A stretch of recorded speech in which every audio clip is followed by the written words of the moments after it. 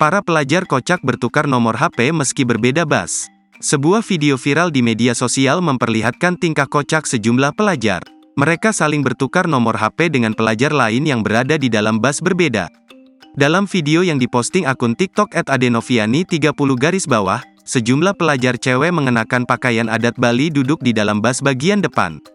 Mereka terlihat sibuk memberi kode nomor memakai jari tangan ke arah depan. Ternyata para pelajar cewek itu bertukar nomor dengan pelajar cowok yang berada di dalam bus di depan bus mereka. Para pelajar cowok itu kemudian membalas dengan memperlihatkan nomor mereka melalui layar handphone. Layar handphone itu kemudian ditempelkan ke kaca bus, lalu dicatat oleh pelajar cewek yang berada di belakang bus mereka. Sopir bus dan para pelajar lain yang melihat hal tersebut pun hanya tertawa ngakak melihat tingkah kocak pelajar-pelajar tersebut. Video itu diduga direkam saat para pelajar sedang melakukan study tour.